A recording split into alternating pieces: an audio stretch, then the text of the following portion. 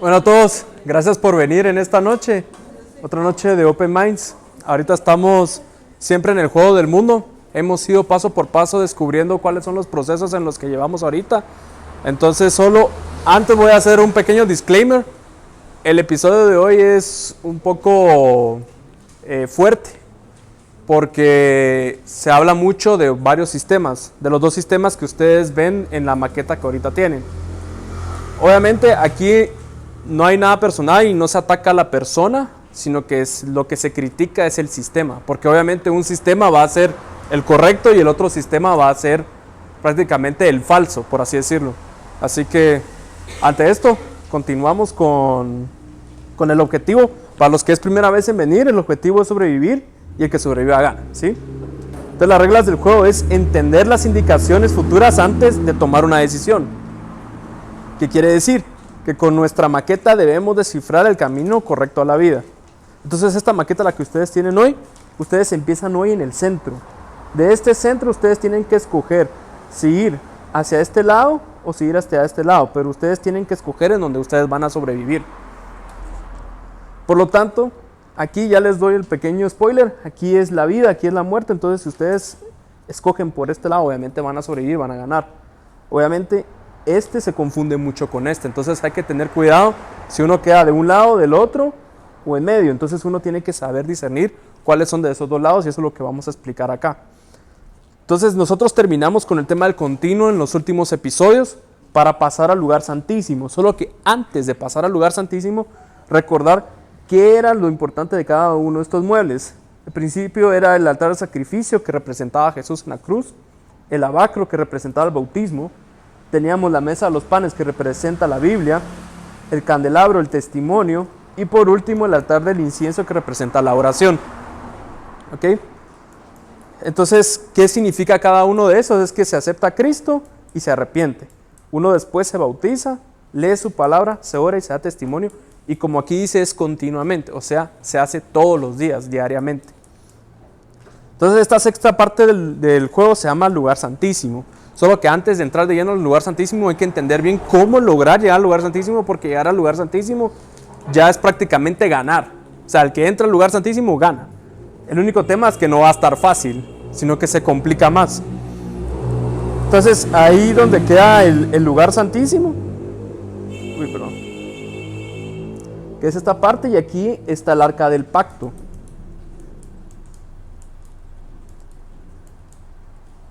Entonces hay que recordar algo y muy importante, es que el lugar santísimo significa que es un sistema, ¿sí?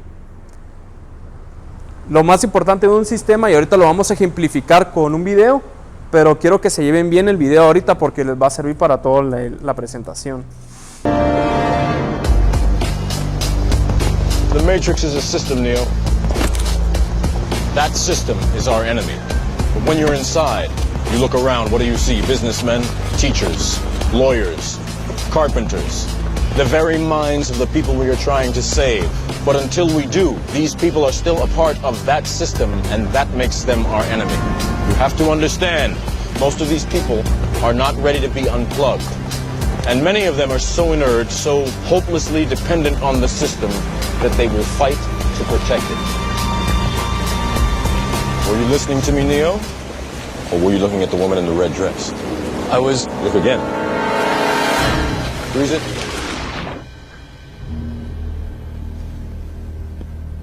This isn't the Matrix. No. It's another training program designed to teach you one thing. If you are not one of us, you are one of them. What are they? Sentient programs. They can move in and out of any software still hardwired to their system. That means that anyone we haven't unplugged is potentially an agent. Inside the Matrix, they are everyone, and they are no one. We have survived by hiding from them, by running from them. But they are the gatekeepers. They are guarding all the doors, they are holding all the keys, which means that sooner or later, someone is going to have to fight them. Someone. I won't lie to you, Neo. Every single man or woman who has stood their ground, everyone who has fought an agent has died. But where they have failed, you will succeed. Why? I've seen an agent punch through a concrete wall. Men have emptied entire clips at them and hit nothing but air. Yet their strength and their speed are still based in a world that is built on rules. Because of that, they will never be as strong or as fast as you can be. What are you trying to tell me? That I can dodge bullets? Mencionaba que estos que controlan el sistema tienen las llaves de todas las personas que viven ahí y controlan a todas las personas. Lo que más me llamó la atención es que ojo con la mujer de rojo, la del vestido rojo. ¿Por qué? Porque esto va a servir para toda la presentación de este día. Entonces, ¿qué es un sistema? El significado de un sistema dice que es un conjunto de reglas o principios sobre una materia racionalmente enlazada entre sí. Y en un segundo punto dice conjunto de cosas que relacionan entre sí ordenadamente y contribuyen a determinado objetivo, ¿sí? Entonces tenemos algo muy importante de un sistema y es que se compone por reglas, por razonamiento y por un objetivo. Todo esto lleva al orden. Por eso había un programa famoso que se llamaba La Ley y el Orden. Porque los sistemas llevan reglas o leyes que todas son racionales. No son leyes solo por poner, sino que realmente tienen una razón para lograr un objetivo, para lograr el orden. Entonces, esta parte donde está el lugar santísimo, aquí es donde nosotros encontramos un sistema. ¿Por qué? Porque en el arca de la alianza se guardaban los 10 mandamientos, se guardaba una ley que mantiene un orden, que como diría Pablo, es una ley santa, buena y justa, ¿sí? Y esas que se encuentran dentro del arca de la alianza, que ustedes ven ahorita a continuación, donde tenemos a un sumo sacerdote que es Jesús, que Él está enfrente de esa arca de la alianza en este momento. Pero también, del otro lado, tenemos otro sistema, el sistema romano. Pongan mucha atención a los colores. Si ven aquí, Jesús está entre blanco y azul, y aquí el romano está con un color rojo y dorado, más bien conocido como escarlata. Un sumo sacerdote se encarga de velar por las leyes y lo que está en la palabra de Dios, y el otro, que se declara como el César, el emperador, tiene una oración solar, ¿sí? Pero recuérdense bien que el enemigo nunca se va a vestir como el enemigo como tal, sino realmente se viste como otro Cristo, porque aquí tenemos dos Cristos, solo que aquí en este lado tenemos el Cristo de Israel y aquí tenemos un Cristo romano. Pero los dos aparentan ser lo mismo, sin embargo, hay una gran diferencia entre los dos sistemas. Entonces, ¿en dónde empieza todo? Entonces, antes de que estas maquetas existieran como tal, estos planes, primero empezó todo con unos detalles bien interesantes desde el Génesis. Por ejemplo, aquí desde Caín y Abel. Si ustedes se dan cuenta, Abel tiene un cordero ahí, como el cordero que vemos en la maqueta. Pero aquí Caín, él dio frutas y verduras, de las mejores. Solo que aquí hay una diferencia. Uno se basó en la palabra de Dios, lo que Dios le solicitó, que era un cordero. Y el otro, lo que obtuvo del sol. ¿Por qué? Porque en el Génesis, cuando Caín mató a Abel, en esa época todavía no existía la lluvia. Fue hasta después que hubo el diluvio, pero antes de eso no llovía, sino que solo caía un rocío de la mañana. Entonces, obviamente, él lo que obtiene, dice, esto viene de mi fruto, esto viene de mi trabajo, todo lo que hago debajo del sol. Entonces, esta es mi voluntad versus la voluntad de Dios. Por eso uno se vistió de blanco y el otro se vistió de rojo por la sangre de su hermano, ¿sí? Váyanse canalizando con esos colores durante la presentación. El altar y el cordero se han mantenido desde la época de Abraham, como también la oración solar se ha mantenido desde la Torre de Babel. Luego, del descendiente de Abraham viene todo el pueblo de Israel, y entre esos sale Moisés. Pero ¿de dónde sale Moisés? Sale de la tierra de Egipto. O sea, uno sale utilizando la palabra de Dios, sale de un lugar que se dedican a la oración solar, ¿sí?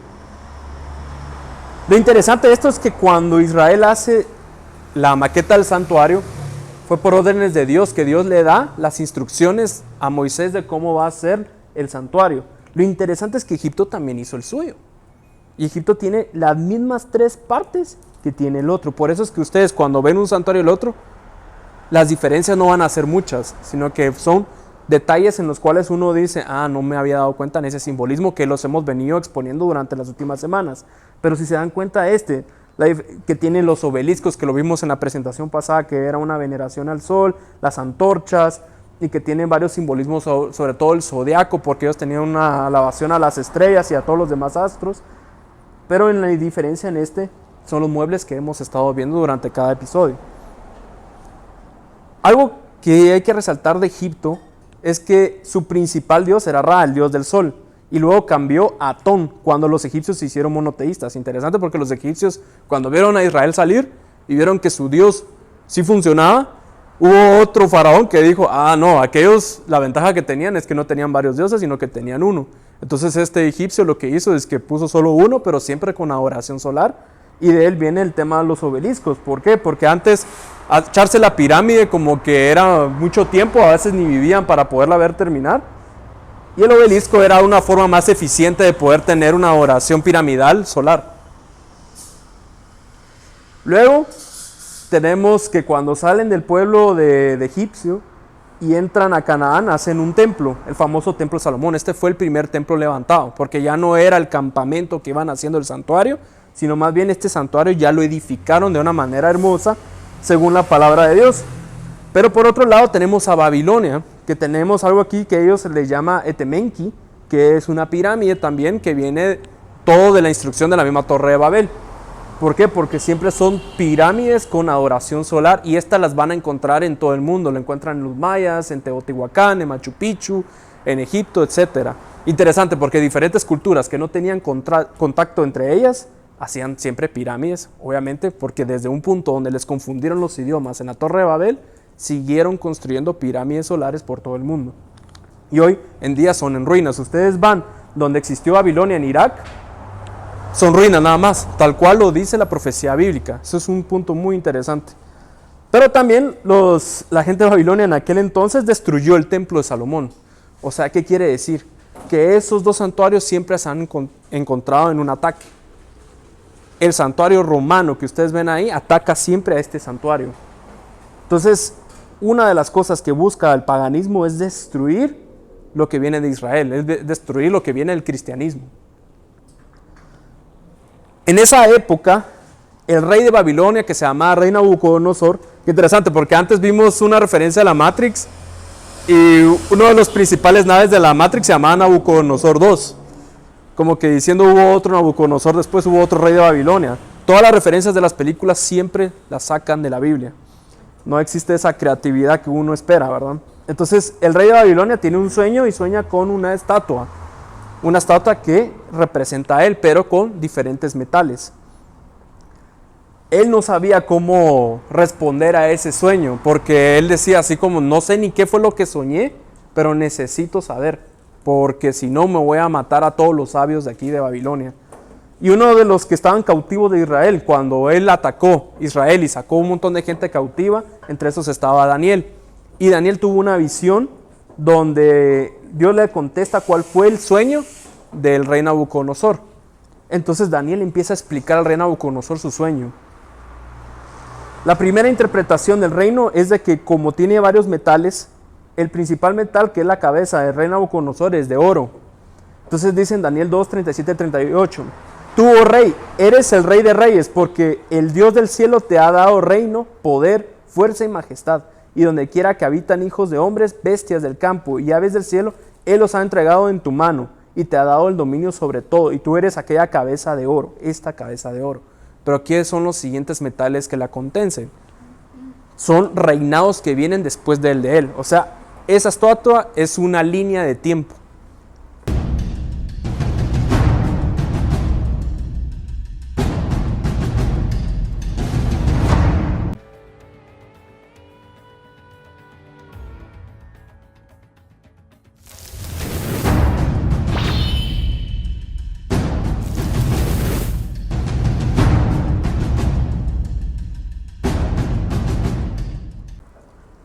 ¿Qué tenía de interesante Babilonia? Que su principal dios, Utu o Marduk, que era la representación del sol. Su principal símbolo era un zigurat, que era una pirámide dedicada a Marduk, y también tenía el dragón que representaba las estaciones del año o estaciones del sol. Interesante que utilizaran el símbolo del dragón que ya hemos visto varias veces, que representa el santuario romano. Otra cosa interesante es el uniforme escarlata de Babilonia. El color escarlata era un color como rojizo entre corinto a púrpura, pero llevaba estampados de oro, ¿sí? Casualmente los uniformes de la gente de Babilonia, del ejército, llevaban esos colores. Si se dan cuenta, venimos hablando de un color desde que empezó este episodio, que se mantiene ese color rojo con dorado. ¿Y por qué el escarlata? El escarlata, la etimología del color, y aquí un paréntesis con todo esto para que ustedes entiendan mejor la presentación. La palabra escarlata proviene del árabe hispánico, isquirlata, y esta palabra, que viene del árabe antiguo, significaba que era un tejido de seda brocado con oro, y del griego bizantino, tejido a lana, lino, adornado con marcas en forma de anillos o círculos, y del latín, paño sellado o marcado. Interesante porque representa una marca, un sello. Entonces este es un color intermedio entre el vermelión y el carmín. A un nivel más específico es una coloración roja viva, es decir, bastante saturada, que corresponde al color producido al antiguo colorante textil, ¿sí? Entonces se puede encontrar esta combinación de colores entre el rojo y el púrpura para la escarlata, porque antes no existía la palabra púrpura como tal. Entonces solo se utilizaba escarlata. Podía ser tanto entre rojo, corinto a púrpura. Entonces estos colores siempre son bien representativos y siempre va acompañado de sus estampados de oro. Entonces una vez que ya les queda bien eso claro, van a ir, si vean todas las pistas que van a encontrar con cada reinado.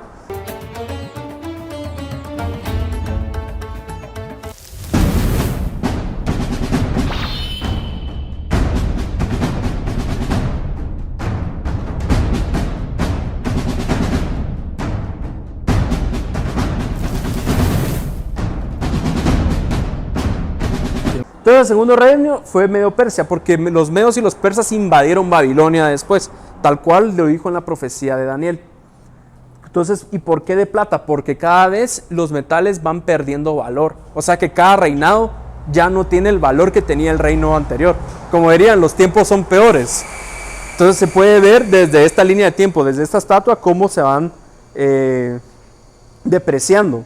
Y uno de los brazos que me llama la atención de los de plata es de que era porque eran dos reinados, por eso los medos y los persas, porque los medos tenían la economía y los persas tenían la fuerza, o sea el ejército, se unen para poder destruir Babilonia. Interesante, su uniforme también llevaba una coloración escarlata. ¿Qué tenían los medo persas? Su principal dios era Ahura Mazda y luego Mitra, dios que representa el conocimiento dado por el sol. Regresamos otra vez a la adoración solar. Y aquí hay varios de los símbolos que ustedes pueden encontrar del mitraísmo. Principales símbolos vienen el sol, el trigo, el vino, la antorcha. ¿Se recuerdan que hablamos de la antorcha la vez pasada? Y el toro. Esta fue iniciación secreta que lo practicaron hasta la época de los romanos. También tenían el halcón bicéfalo, que representa el poder en Oriente y Occidente. Interesante porque estos símbolos son muy representativos dentro de la masonería. Porque realmente uno de los inicios de la masonería viene del mitraísmo. Luego tenemos el templo de Zorobabel. Este templo se reconstruyó en la época de los medo-persas, porque a pesar de que ya habían destruido el templo de Salomón, teníamos a Nehemías y Esdras que vivían en Babilonia todavía, y cuando los medos y los persas están en el poder en Babilonia, le pide Esdras y a Nehemías poder reconstruir el templo. Entonces reconstruyen el templo llamado el templo de Zorobabel. Y si se dan cuenta, la arquitectura lleva como cosas persas. Luego viene un tercer reino que invade nuevamente y que fue mucho más grande que los anteriores, y este tercer reino era Grecia, también conocido como el Reino de Bronce.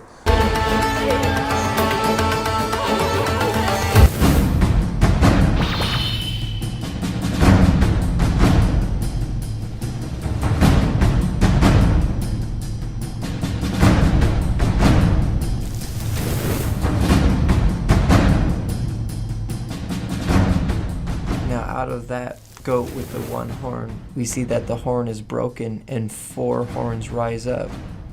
Those 4 horns are the 4 generals that come after Alexander the Great dies. Porque después de la plata viene el bronce. Y casualmente ustedes buscan la edad de bronce en el internet y les va a aparecer los griegos. Y lo interesante es que también los uniformes de los griegos utilizaban el escarlata. Entonces como que van manteniendo la misma línea. Otro dato interesante de Grecia es que su principal dios al principio fue Zeus, dios del trueno. El dios más importante también era Helios, el dios del sol. Pero Homero hace un comentario sobre la carroza de este como tirado por toros solares. Luego se le atribuyó a Apolo. O sea que primero era entre Zeus, después Helios y después vino Apolo. Por eso tantos cohetes que se fueron a la luna que se llamaban Apolo, era en honor al dios del sol. Conocido como dios del arco, pero luego fue como el dios de la luz, del conocimiento y sabiduría, y luego como dios del sol. Entonces su principal símbolo era la arquitectura griega, creando edificios rectangulares en veneración a sus dioses con 3 áreas, sí, como el templo de Israel. También tenían sus 3 áreas, como que su atrio, su lugar santo y su lugar santísimo. Solo que en vez de llegar a un arca del pacto, llegaban al monumento de Afrodita, de Zeus y así. Y el cuarto reino, también conocido el reino de hierro, era el de los romanos.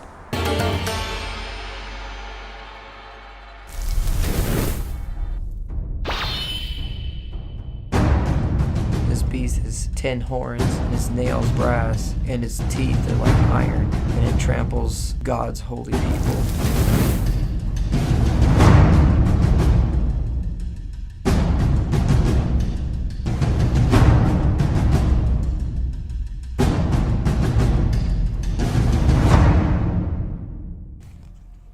También ellos, su uniforme era de coloración escarlata. Y algo interesante de ellos es que al principio su dios fue Mitra. ¿Por qué? Porque ellos primero conquistan las áreas de Medo-Persia.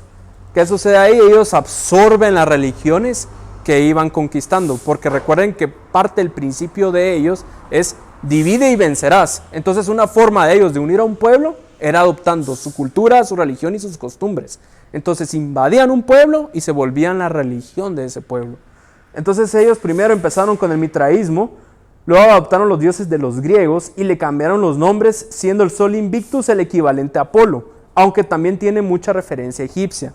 O sea, teníamos a Ra, el dios del sol, teníamos a Apolo, el dios del sol, y ahora estamos teniendo al Sol Invictus, que es el dios de los romanos, pero es el mismo dios del sol. Entonces, el principal símbolo, los romanos adoptaron las influencias de las regiones que conquistaron creando templos griegos, pero ahora el estilo romano siendo el principal, el panteón con sus siluetas solares, como el que ven acá.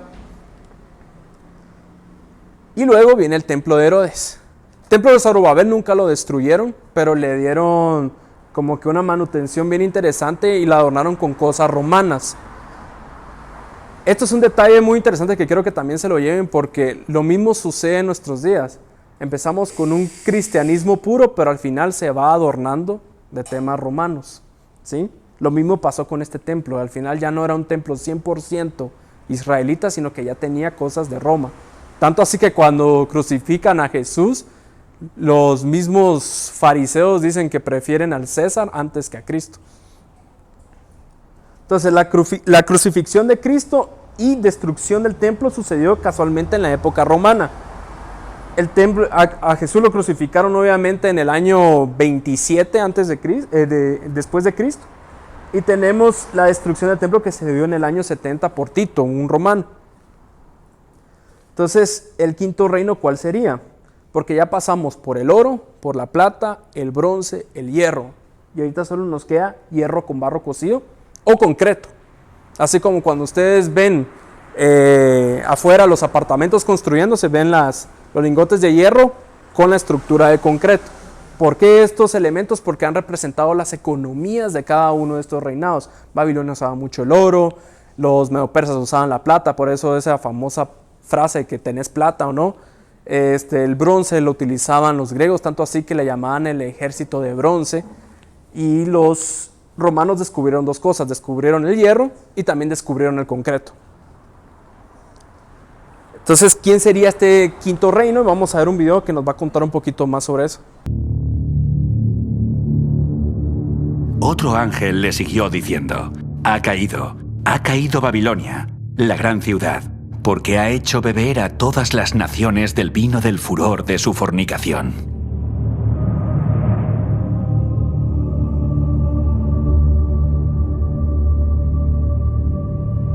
Ahora, ¿qué es el vino? En las Escrituras el vino representa las falsas doctrinas. El vino es escarnecedor, la sidra alborotadora, y cualquiera que por ellos yerra no es sabio. Beber de este vino es ser engañado, porque es un vino fermentado y hace que las personas se desvíen de la verdad. Así que en contraste con el mensaje del primer ángel que presenta la verdadera doctrina, Babilonia predica el vino, que es una doctrina falsa.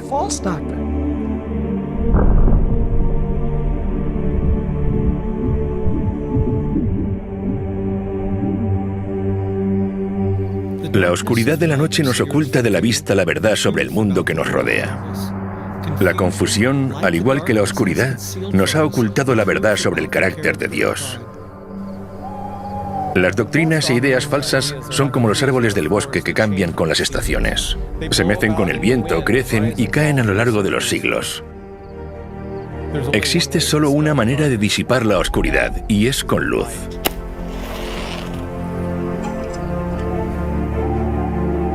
Pedro nos dice que tenemos también la palabra profética más segura, a la cual hacéis bien en estar atentos como a una antorcha que alumbra en lugar oscuro. Y a la luz de estas profecías, somos capaces de identificar este sistema llamado Babilonia.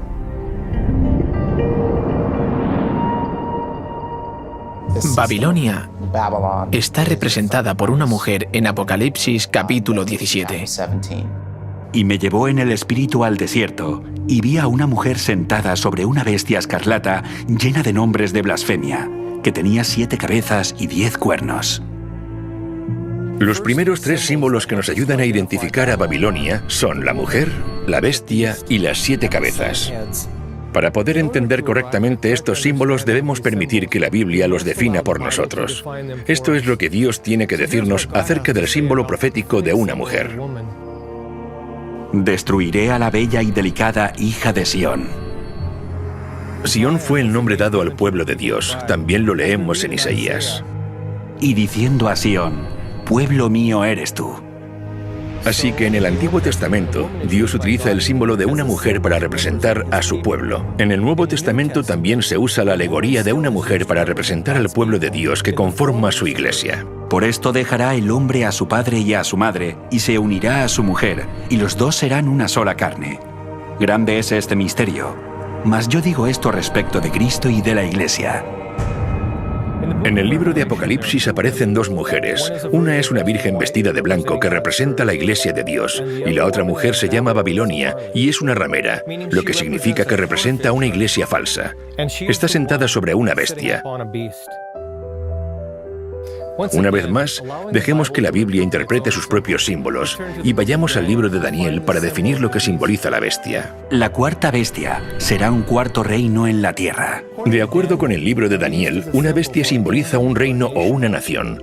Como la Biblia utiliza a una mujer como un símbolo de una iglesia y a la bestia como símbolo de una nación, entonces la imagen de una mujer sentada sobre una bestia simboliza a una iglesia que controla una nación o un reino. En otras palabras, esta nación es al mismo tiempo una iglesia y un estado. Después Juan dice que esta bestia tiene 7 cabezas, y la Biblia nos dice qué es lo que representan estas cabezas tan solo 6 versículos más adelante. Esto para la mente que tenga sabiduría. Las 7 cabezas son 7 montes, sobre los cuales se sienta la mujer. El hecho de que esta mujer se siente sobre esta bestia con 7 cabezas nos dice que esta iglesia y este estado están localizados cerca de 7 montes. Juan sigue describiendo a esta mujer con detalle. Y la mujer estaba vestida de púrpura y escarlata y adornada de oro, de piedras preciosas y de perlas, y tenía en la mano un cáliz de oro lleno de abominaciones y de la inmundicia de su fornicación, y en su frente un nombre escrito, un misterio: Babilonia la Grande, la madre de las rameras y de las abominaciones de la tierra. Nuestra cuarta pista dice que esta mujer o iglesia, a la que se llama Babilonia, es una ramera, lo que quiere decir que ha cometido adulterio contra Dios al abandonar su pacto. Así que esta iglesia no representa al pueblo de Dios. En lugar de eso, representa a una iglesia falsa. Nuestra quinta característica es la apariencia de la mujer. Se describe que viste con colores púrpura y escarlata. Al dejar que la Biblia define sus propios símbolos, vemos que Dios nos está diciendo que Babilonia es una iglesia y un estado rodeado por 7 montes, y es una iglesia falsa que aparece principalmente con los colores púrpura y escarlata. Solo existe una iglesia que encaje perfectamente con esta descripción, la Iglesia Católica, también conocida como el Papado. Investiguemos ahora las evidencias que confirman esta conclusión. La Ciudad del Vaticano es la única iglesia y nación de Estado en el mundo. Es conocida como la Ciudad de los 7 Montes y sus colores principales son el púrpura y el escarlata.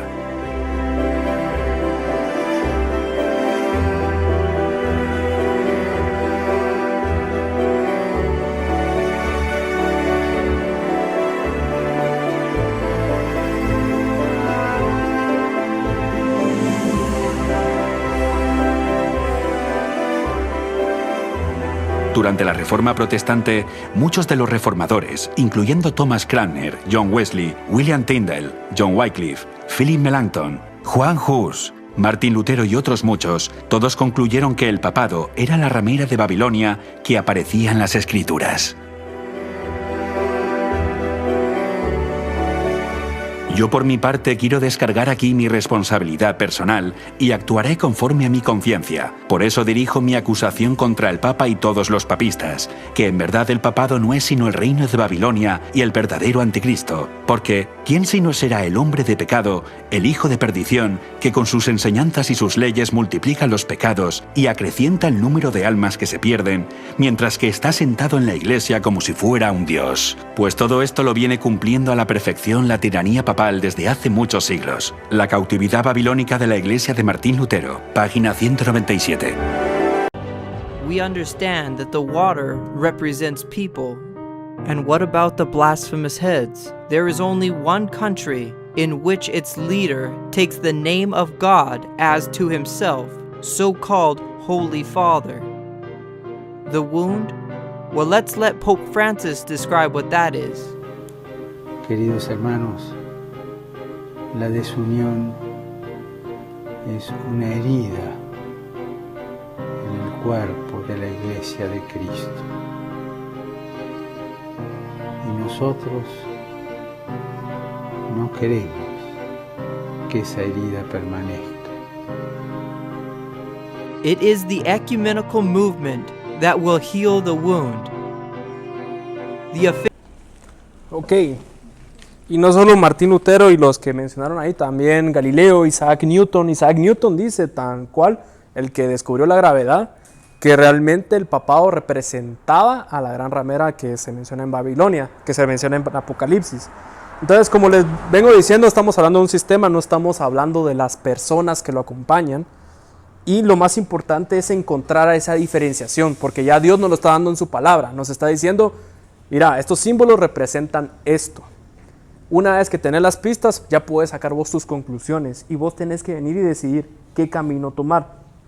Okay, entonces, esta maqueta que estamos viendo, el romanismo, por eso es que se llama romanismo como tal, porque viene de Roma y es una Roma espiritual, donde tenemos iglesias, gobiernos y logias que la acompañan con eso. Ustedes pueden ir a cualquier iglesia católica, van a encontrar siempre pisos con los colores negros y blancos que representan el ajedrez.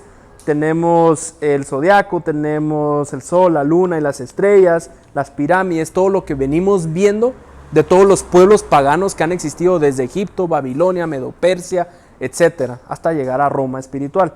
Y esta pelea en contra de la Israel espiritual que está dentro de la Biblia.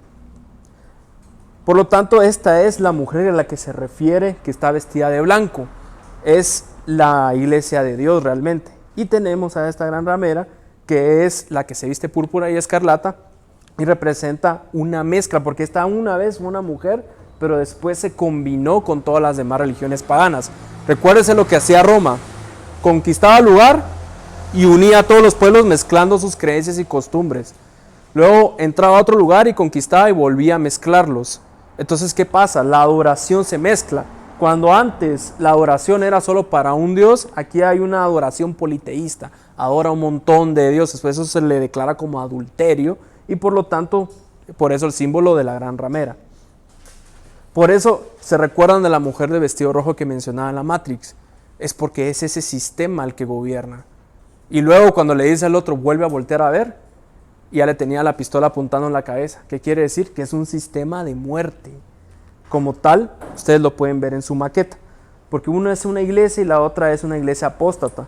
Esta iglesia adora a Dios, esta iglesia adora al sol, ¿sí? Entonces, ya sabemos que nuestro quinto reino es nuestra Roma espiritual, o sea, la famosa iglesia católica, ¿sí? Pero ¿cuál fue la iglesia primitiva? Porque uno diría aquí, no, pero la primera iglesia en fundarse fue la iglesia católica. Y realmente no es correcto. ¿Por qué? Porque existieron los valdenses. ¿Quiénes fueron los valdenses?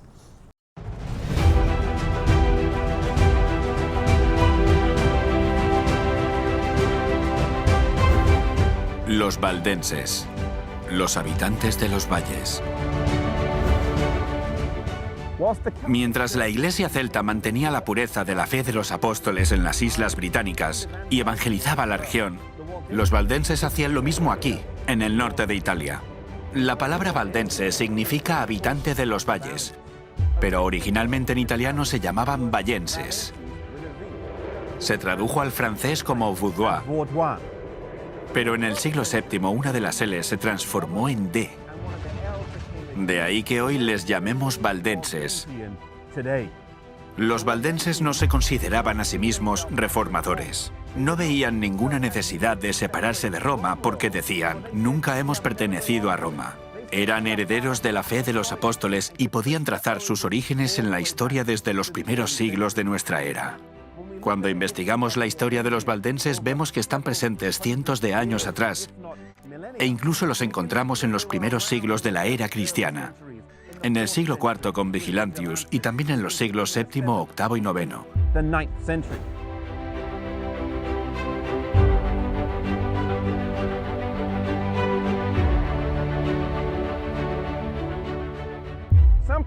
Hay quienes dicen que el primer valdense fue Pedro Baldo en el siglo VII.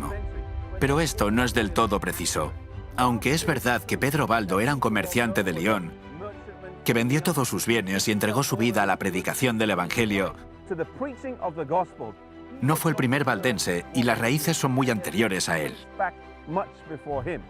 De hecho, uno de los primeros nombres dados a los valdenses fue en realidad Insabati, mostrando claramente que los valdenses eran guardadores del sábado, pues eran nombrados según el día que adoraban. Como los valdenses aparecen en los primeros siglos, al mismo tiempo que se formaba la Iglesia Católica, ambos encontraron en los paganos un campo misionero.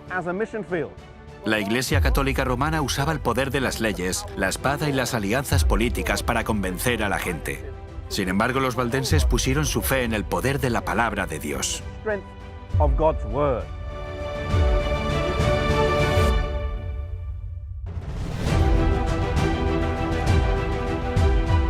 Cuando contemplamos las magníficas montañas que nos rodean, debemos reconocer que Dios había provisto un retiro seguro para su pueblo.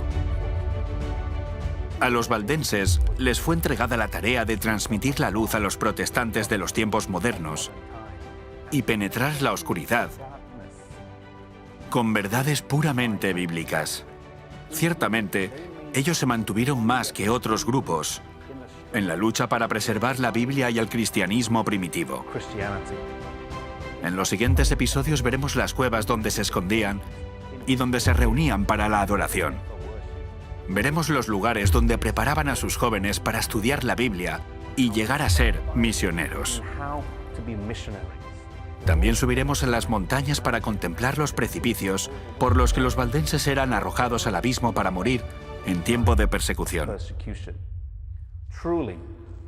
Verdaderamente, los valdenses fueron un grupo de personas que creían en la Biblia, una congregación que creía en el servicio a través de la misión. Ellos son una parte esencial de nuestro linaje espiritual. Es interesante porque también a estos valdenses los mataron de una manera brutal en esas épocas, en las épocas de la Inquisición. Yo no sé si logran ver bien esta imagen, pero a la mujer le están metiendo una lanza de una manera brutal. Y eran porque eran cristianos y profesaban la palabra de Dios, utilizaban las escrituras. También los aventaban de torres, los aventaban de las montañas para que no siguieran predicando, y eso lo hacía Roma, o sea, la Iglesia Católica en este caso. También sucedió para los protestantes que estaban surgiendo en la época moderna, la matanza en Francia, que fue en el día de San Bartolomé, murieron miles de personas en ese día, solo por leer la Biblia. También tenemos la matanza en Latinoamérica, cuando empezaron a poner la iglesia católica, un montón de iglesias, y hacer que las personas indígenas se volvieran cristianos, pero obviamente cristianos romanos, y los mismos indígenas decían que preferían morir antes que ser parte de algo que para ellos les parecía demasiado esclavizante y brutal. Entonces tenemos una historia muy sangrienta del lado de la iglesia romana. Y todo empezó por la señal de Constantino que vimos la vez pasada, porque Constantino puso leyes cristianas, pero leyes cristianas a favor de Roma y no a favor de la palabra de Dios. Entonces, pero todas atacan al santuario bíblico. Todas estas leyes cristianas realmente no vienen del santuario que ustedes están viendo del lado de Israel, vienen de las leyes paganas. Por ejemplo, se cambió la ley. Si ustedes ven los mandamientos del catecismo, el 1 dice amarás a Dios sobre todas las cosas. Cuando el 1 dice del Éxodo 20, dice no tendrás otros dioses delante de mí. Luego en el 2 dice no tomarás el nombre de Dios en vano, dice el catecismo. Sin embargo, aquí lo encontramos solo hasta en el 3, en el Éxodo 20, y se volaron el 2, que decía no te harás estatua ni imagen alguna. Ese mandamiento obviamente no les conviene porque tienen la adoración a los santos y la adoración a un montón de imágenes. Entonces se volaron ese mandamiento también. Y vamos a la 3, santificará las fiestas. En este caso sería el 4, que es como un equivalente, acuérdate del día sábado. Sin embargo, este es literalmente el sábado, cuando en este simplemente es cualquier evento que sea dentro de la doctrina de ellos. Luego tenemos a los demás que son bien parecidos, pero hay uno que lo dividieron en 2, que decía no codiciarás a la mujer de tu prójimo, pero realmente es simplemente no codiciarás, y así es como varios mandamientos los cambiaron. ¿Qué atacaron aquí? Atacaron el arca del pacto, porque en el arca del pacto están los 10 mandamientos. Entonces, ¿qué hizo Roma? Atacó directamente al lugar santísimo del otro santuario. Luego tenemos otra cosa que ellos hicieron, y es la parte de las indulgencias. Yo pagaba para poder solventar un pecado. Sin embargo, y hoy en día, eso era antes, hoy en día son con misioneros. Los misioneros que llevan a cada lado y les dan sillas de ruedas, ayudan al prójimo, pero con tal de que sigan los principios romanos. Entonces, como que diciendo por obras vamos a ser salvos, cuando realmente están atacando el altar del sacrificio. Cuando el altar del sacrificio lo que significa que solo con creer en Cristo tú vas a ser salvo por gracia, tal cual se salvó el ladrón que estaba al lado de Cristo, que le dijo acuérdate de mí, y él tenía pecados horribles porque no por algo estaba crucificado, pero aún así le dijo yo creo en vos y de ahí te acuerdas de mí. Entonces, ¿qué pasa? Si ustedes creen y dan el primer paso en ese santuario, en el de Israel, ustedes ya entraron al reino de los cielos. Otro, la aspersión en vez de inmersión. Ustedes agarran a un bebé, que el bebé no es consciente de sus decisiones, y supuestamente es bautizado, cuando el bautismo es una convicción propia de la persona que ya está en una etapa de mucha razón para poder venir y decir quiero ser bautizado, y el bautismo no es por aspersión, sino realmente es por inmersión, y esto representa el lavacro que vemos en el santuario de Israel. Entonces también atacaron ese mueble. Entonces ya vamos con 3 muebles atacados. Luego también tener la Biblia en latín, cuando en los pueblos de Europa se hablaban diferentes idiomas, recibían toda la misa en latín y no entendían absolutamente nada, pero iban porque todo el mundo iba. Y también tenían encadenadas las Biblias, o sea, no cualquiera podía tener una Biblia, solo las personas del clero. Entonces, ¿qué quiere? Y los que la traducían los mataban y los consideraban herejes.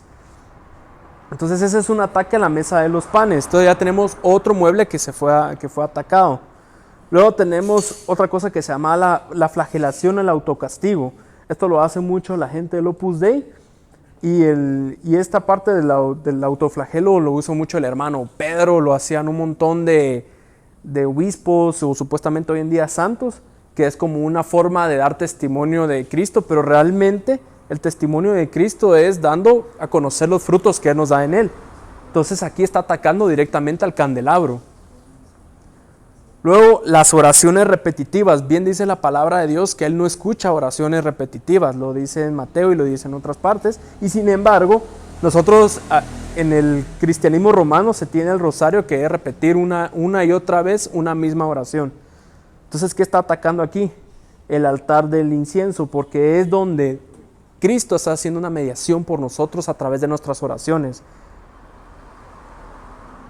Y otra cosa súper interesante de esto es de que en el rosario viene obviamente por el tema de María, pero el tema, si nosotros vemos de las Sagradas Familias en el paganismo, encontramos que todo empieza desde la Biblia con Nimrod, Tamuz y Semiramis, pero si vemos en cada uno de los países no cambian, o sea, lo único que cambia es el nombre, pero de ahí solo se van actualizando.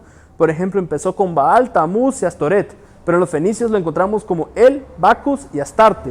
En Babilonia lo encontramos como Belus, Tamuz y Ishtar. En Asiria lo encontramos como Ninus, Úrcules y Beltis. En Grecia lo encontramos como Zeus, Dionisios y Afrodita. ¿Se recuerdan de la cena de Dionisios de las Olimpiadas? Aquí está. Roma, Júpiter, Atis, Cibele o Diana. ¿Quién no ha estado en Madrid y ve las Cibeles? Ya hay un arco romano ahí en adoración al sol.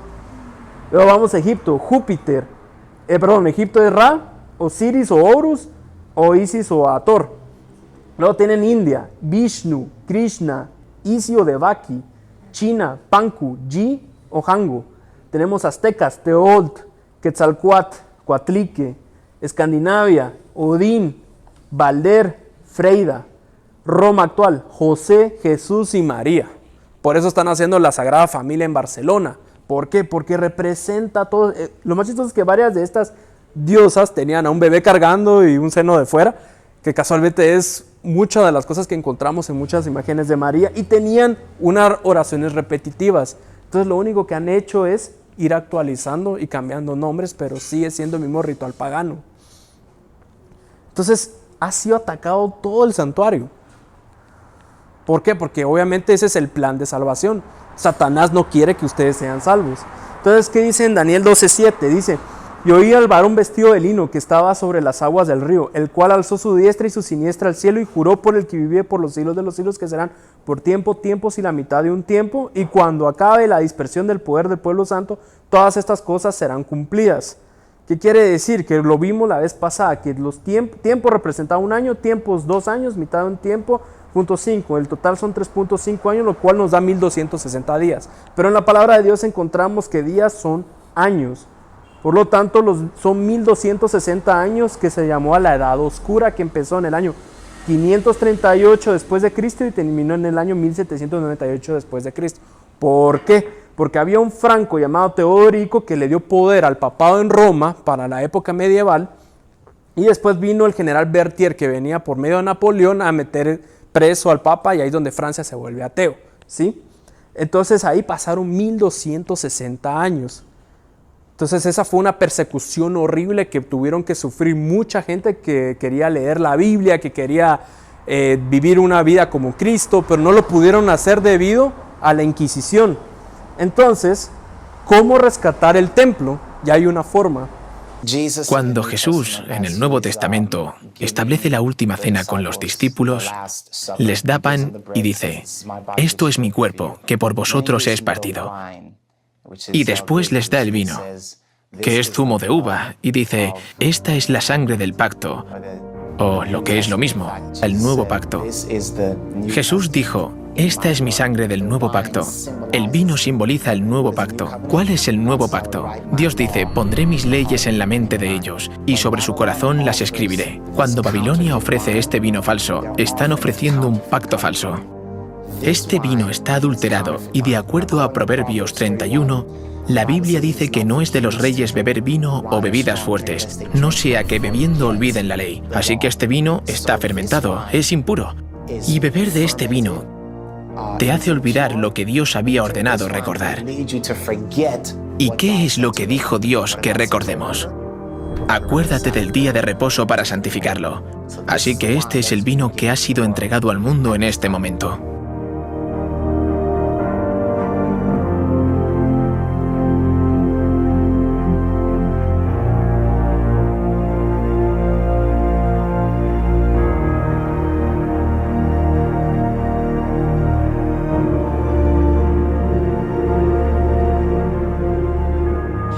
Vemos que cada pieza de mobiliario, incluyendo la ley de Dios, fue eliminada.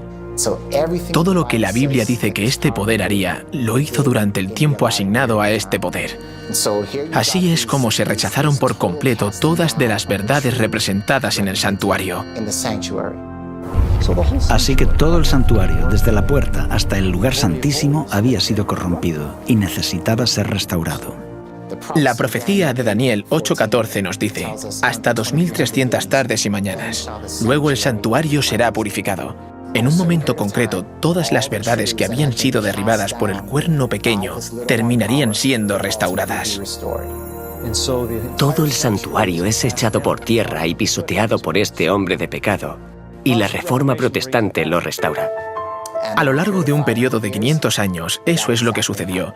Dios comenzó a hacer que surgieran diferentes movimientos que restaurarían cada pieza de mobiliario, casi siglo tras siglo durante un periodo de 500 años. Tenemos a John Wycliffe en el siglo XV. Él tradujo la Biblia en el idioma del pueblo, y así surgió, por así decirlo, la Reforma. Martín Lutero nace en el siglo XV. Comienza la Reforma Protestante en el siglo XVI. Y en esencia restaura la verdad de que el sacrificio de Cristo es suficiente para el perdón de los pecados. No necesitas pagar dinero, no tienes que hacer penitencia. Es por la fe en su sacrificio en nuestro favor que somos perdonados de nuestros pecados. Juan Calvino aparece en el siglo XVI. Es el fundador del movimiento presbiteriano. Para Calvino la oración es muy importante. Escribió extensamente sobre la oración. Básicamente enseñó que no necesitas ir a los sacerdotes para dirigirte a Dios. Puedes comunicarte con el trono de Dios personalmente. En el siglo XVII, John Smith y Roger Williams son los fundadores del movimiento bautista. Y su mensaje especial es la restauración del modelo verdadero de bautismo. Debes arrepentirte y después ser bautizado. No puedes ser rociado. El verdadero bautismo es un símbolo de estar totalmente sumergido, totalmente enterrado y totalmente renovado a la vida. Así que el movimiento bautista restaura el modelo verdadero de bautismo. En el siglo XVIII aparece en escena John Wesley. Es el fundador del movimiento metodista y tiene un mensaje muy contundente para el evangelista laico. Tú eres la luz del mundo, deja que tu luz brille. En esencia, el movimiento metodista añadía un elemento más a lo que habían descubierto los movimientos anteriores. Añade este elemento de evangelismo. Sal y deja que tu luz brille. Así que para el siglo XIX aún falta una pieza de mobiliario por restaurar. Es el Arca del Pacto, específicamente el descanso del séptimo día, el sábado. Fue en ese siglo cuando Dios levanta el movimiento adventista del séptimo día, que se enfocaría específicamente en la ley de Dios y el mandamiento que fue pisoteado, el día de reposo del séptimo día.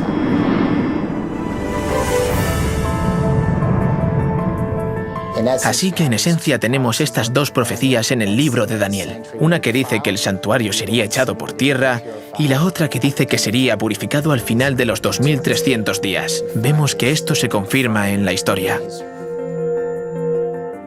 El hecho de que este Evangelio eterno sea predicado de nuevo en 1844 significa que todas las cosas que habían sido alteradas e interrumpidas en el verdadero Evangelio fueron totalmente restauradas en 1844. Al mismo tiempo que el Evangelio es completamente restaurado y otra vez comienza a predicarse, comienza también el juicio. Así que este mensaje también se predica. Es un mensaje acerca del fin de los tiempos. Y es un mensaje que prepara al mundo para la venida de Cristo. Igual que Noé invitaba a la gente a entrar en el arca y diferenciarse de la mayoría, Dios, en los últimos días, está invitando a que la gente rechace las falsas enseñanzas de Babilonia. Y oí otra voz del cielo que decía: «Salid de ella, pueblo mío, para que no seáis partícipes de sus pecados, ni recibáis parte de sus plagas». Salid de ella, pueblo mío. Salid de lo falso y entrad a lo verdadero. Cuando se dice que pueblo de Dios está en Babilonia, está hablando de las iglesias que claman servirle. De lo contrario, Dios no les llamaría mi pueblo. Dios invita hoy a participar en la adoración correcta. En los días de Noé, el pensamiento popular ridiculizó el plan de salvación. Rehusaron entrar en el arca y en el tiempo del fin vuelve a haber un camino al arca porque hay un arca del pacto que señala a la ley que está dentro del santuario. Aquellos que rechacen una cosa rechazarán también la otra, pero la gente está siendo engañada. No están aceptando estas cosas por decisión propia. Así que Dios, a través de su Espíritu, da luz a las personas y se darán cuenta de las verdades de la Biblia. Tomarán una decisión y saldrán del sistema que rechaza el camino de Dios.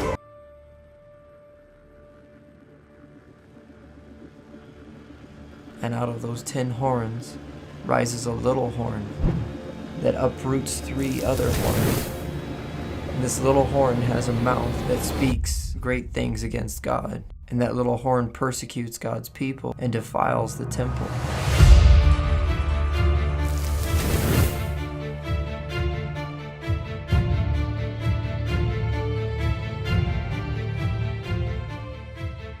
This beast changed the 7th-day Sabbath to Sunday Sabbath. Changed repentance for indulgences.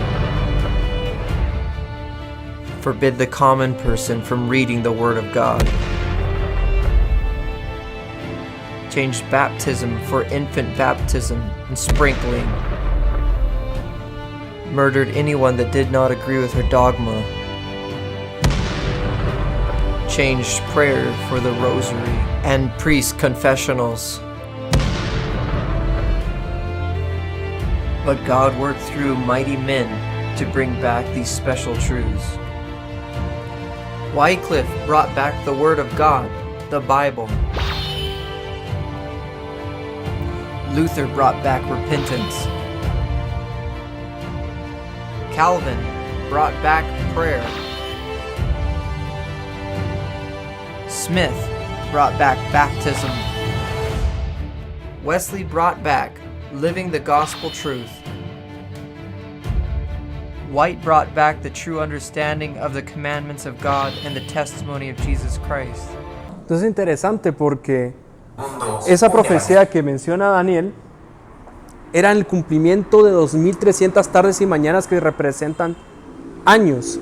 Entonces 2300 años empezaron en la segunda construcción del templo de Zorobabel, que fue en el año 457 a.C. y ustedes cuentan 2300 años después da el año de 1844 y casualmente se fueron restaurando cada pieza del templo que ustedes están viendo del santuario. Entonces este lugar santísimo, cuando se cumplen estas 2300 tardes y mañanas, ustedes pueden darse cuenta que también pasaron los 1260 años del oscurantismo, donde fue atacado por medio de la iglesia romana a ese santuario. Luego se logra liberar de eso y cuando es purificado el santuario en el año 1844, entonces la gente ya empieza otra vez a predicar tal cual estaba en el plan de salvación. Obviamente, esto significa algo. ¿Será que Jesús sigue obrando en el santuario celestial? Esto es interesante porque al final el santuario era una sombra de lo que existe realmente en el reino de los cielos. Para los que no saben, hay un santuario real en el reino de los cielos y lo que teníamos nosotros solo era el plan de salvación. Entonces, ¿qué quiere decir esto? Que realmente Jesús entró a un lugar a terminar de hacer lo que empezó a hacer. Veamos un poco qué dice la Biblia. Dice en Hebreos 9, 11, 13. Dice, pero estando ya presente Cristo, sumo sacerdote de los bienes venideros, por el más amplio y más perfecto tabernáculo, no hecho de manos, es decir, no de esta creación, y no por sangre de machos cabríos ni de becerros, sino por su propia sangre entró una vez y para siempre en el lugar santísimo, habiendo obtenido esta eterna redención, porque si la sangre de los toros y de los machos cabríos y las cenizas de los becerros rociados a los inmundos santifican para la purificación de la carne. Aquí nos reveló 3 cosas. Primero, Jesús está en el santuario del cielo. Tuvo que retirarse, por eso le dice a sus apóstoles, me tengo que retirar y es necesario que me retire para dejarles mi espíritu. Entonces va a terminar de hacer la ejecución de ese plan de salvación para salvarnos a nosotros. Número 2, es interesante que también aquí se termina un rito ceremonial, Porque ahora hoy en día ya no hay que estar matando animalitos, sino más bien ya Jesús cumplió con esa primera fase. Y luego, por último, hay otro dato que me llama la atención. Dice que entró directamente al lugar santísimo. Si ustedes han visto episodio por episodio los pasos que hay que entrar por cada uno de los muebles, el proceso que pasa con cada uno para llegar al lugar santísimo, ¿ustedes realmente creen que Jesús entró directamente al lugar santísimo? Que es el último.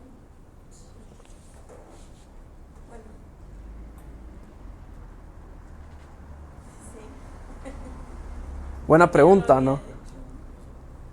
Realmente no. Tuvo que pasar el proceso, porque si no, no hubiera sido crucificado. Hubiera dicho, mejor... Exactamente. Aquí es donde entra el tema de las traducciones, que realmente la verdadera traducción no era lugar santísimo. Miremos qué dice la King James Version, que fue uno de los que Wycliffe logró salvar. Esa fue una de las primeras traducciones que él hizo que se rescatara la mesa de los panes. Y sí menciona esta Biblia de King James porque fue en la edad del rey Santiago, en español, cuando en Gran Bretaña agarraron la Biblia de Wycliffe y por eso lleva el nombre del rey. Y dice aquí que nada de machos, cabrillos y todo eso, él entró una vez al lugar santo. Porque si fuera el lugar santísimo diría most holy o diría holiest. Entonces, ¿por qué entraría al lugar santo? Porque está haciendo el proceso. Entonces, lo que vimos anteriormente es una mala traducción, porque hay una gran diferencia entre el lugar santo y el lugar santísimo. Mucha gente se apoya en el tema del lugar santísimo como que diciendo, ya Jesús entró y ya nos salvó. No es cierto. Como bien vieron ahí, Jesús ahorita empieza el proceso del juicio y Él empieza con su sangre, la que derramó acá, a salvarnos a uno por uno de cada uno de nosotros. Entonces, ahorita estamos viviendo una época interesante que se llama la época de la gracia, donde Jesús está salvando uno por uno, desde el Adán hasta nosotros al día de hoy. Entonces, Él entró al lugar santo en esa época, porque para entrar al lugar santísimo, tuvieron que pasar los 2300 tardes y mañanas, que ese fue en el año de 1844. Imagínense qué momento más impresionante, y hasta el día de hoy, que ya pasaron como más de 170 años, creo que es. Imagínense que hasta el día de hoy todavía Jesús sigue haciendo la purificación por nosotros. Entonces nosotros ahorita tenemos esa etapa la que deberíamos prácticamente de aprovechar y entender esta palabra. Porque ahorita hasta el día de hoy Él sigue interactuando por nosotros. Entonces en Apocalipsis 2.1 nos confirma que Él realmente entró al lugar santo en esa época. Porque aquí ustedes ven que dice, y escribe el ángel de la iglesia en Éfeso, el que tiene las 7 estrellas en su diestra, el que anda en medio de los 7 candeleros de oro. Qué interesante, porque Juan está teniendo esa visión donde Jesús está caminando por los candeleros. ¿Dónde quedan los candeleros? ¿O dónde queda el candelabro? En el lugar santo. Entonces Juan te termina de confirmar lo que está en Hebreos, que Jesús entró al lugar santo, porque todavía no se había cumplido el tiempo hasta el año de 1844, cuando ya Jesús entra al lugar santísimo. Y eso es donde nosotros ahorita estamos aprendiendo, pero necesitábamos saber antes el otro santuario, lo que ha venido haciendo y lo que nos ha engañado y nos ha hecho perder esta buena noticia prácticamente, porque ya ahora tenemos el conocimiento de lo que está sucediendo y solo estamos a la espera de esa segunda venida. Entonces así es como nosotros empezamos a entrar en este último punto, en ese punto donde vamos a ser ganadores. Pero todavía quedan dos episodios más, por eso vamos a concluir acá, donde menciona Marcos 9, 38, 40. Juan le respondió diciendo, Maestro, hemos visto a uno que en tu nombre echaba fuera demonios, pero él no nos sigue, y se lo prohibimos porque no nos seguía. Pero Jesús le respondió, no se lo prohibás, porque ninguno hay que haga milagro en mi nombre, que luego pueda decir mal de mí. Y escuchen bien esto, por el que no es en contra de nosotros, por nosotros es. Qué interesante. El que no es contra nosotros, por nosotros es. No te está diciendo, ese tal vez es presbiteriano, o ese tal vez es calvinista, o ese es hinduista. Solo te está dando 2 alternativas. O estás o no estás con él. ¿Qué quiere decir? Que solo hay 2 sistemas. Lo mismo que mencionaron en la Matrix.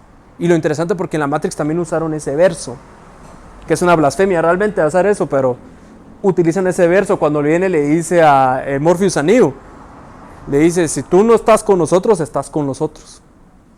Interesante. Lo mismo que dijo Jesús. Y por eso muestra a la mujer vestida de rojo.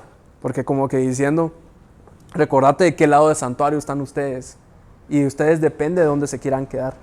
Entonces, reflexión, en Hebreos 4:15 dice, porque no tenemos un sumo sacerdote que no pueda compadecerse de nuestras debilidades, sino uno que fue tentado en todo según nuestra semejanza, pero sin pecado.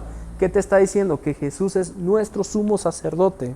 El sumo sacerdote que fue predicado en la época de Moisés, cuando armaron el tabernáculo de Israel, y ahí pasaba un sumo sacerdote para hacer la expiación. Eso era un símbolo para que nosotros aprendiéramos y entendiéramos lo que Jesús ahorita está realizando en este mismo momento, lo cual es impresionante. Entonces, hay algo que es importante que ustedes sepan, porque este lugar santísimo todavía nos quedan otros 2 episodios, porque este es más extenso de lo que creen. Y el próximo se llama la planeación. ¿Por qué la planeación? Porque hay un plan, ese plan de salvación. Sin embargo, también hay un contraplano, una contraprofecía que se está disipando con mayor fuerza últimamente. Esa se llama el dispensacionalismo y vamos a hablar de eso, porque es una en contra de la otra, pero dicen también ser cristianos, dicen ser protestantes y dicen tener también la correcta palabra de Dios cuando no utilizan el contexto del santuario.